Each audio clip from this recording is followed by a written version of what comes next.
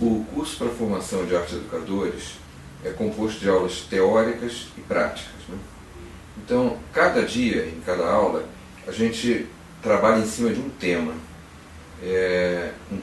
Um conteúdo teórico, né, que eu acho importante ser abordado.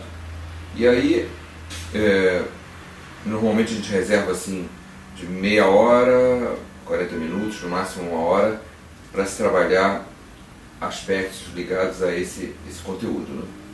Depois a gente automaticamente passa para a prática.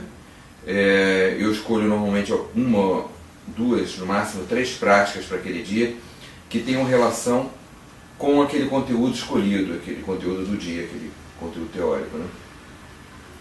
Não necessariamente na ordem de que a gente começa por teoria e depois por prática. Às vezes a gente começa pela prática, até porque quando eu preciso trabalhar com o fator surpresa, eu inicio pela prática e depois eu passo para a parte teórica. E às vezes a teoria no meio, isso depende de aula para aula, dependendo da programação, né, que eu faço. Bom, um dos objetivos do curso é justamente sensibilizar esses futuros profissionais. Muita gente imagina que para ser um professor de arte você tem que conhecer muitas técnicas e ensinar técnicas às crianças. Resumidamente, é assim que as pessoas acreditam que se processa uma aula de arte. Quando na verdade a coisa vai muito mais além, muito mais do que isso, né? O simples ensinar técnica, dependendo de como se ensina, vou colocar esse ensino entre aspas mesmo, pode ser na verdade reduzidor do processo criativo, né? Porque o que mais se faz numa aula de artes, ou no momento, numa ação criativa, ação artística, proporcionar condições para que cada aluno, cada criança ou adolescente descubra sua maneira própria de expressão.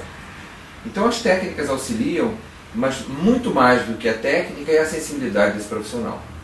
Então durante o curso de formação a gente vai pensar sobre esses aspectos, né, esses conteúdos, mas a gente vai viver experiências criativas que sejam sensibilizadoras desses profissionais.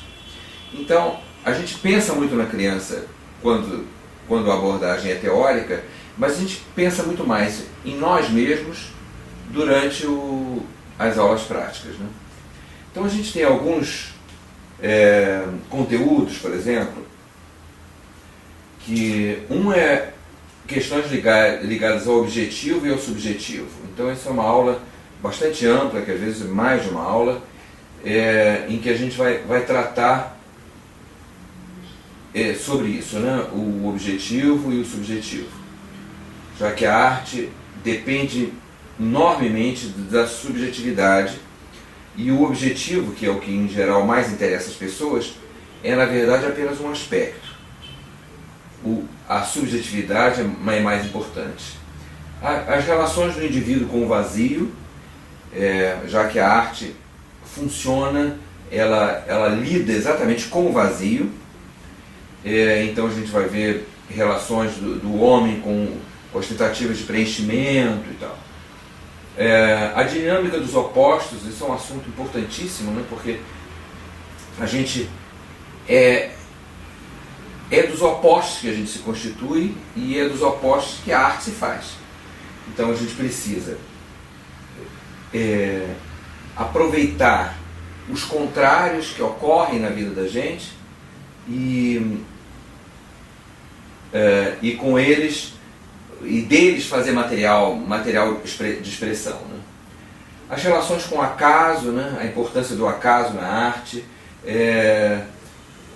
entrando pela construção da identidade, já que a arte é a grande promotora da identidade. A gente vai pensar sobre a identidade, o que na verdade nos constitui, em que a arte, por que, né, a arte pode ser tão promotora e auxiliar nessa construção, né? Aspectos ligados à socialização, enfim, o acaso, que eu já disse, a autoria, o apego e o desapego, né? O que é um produto artístico,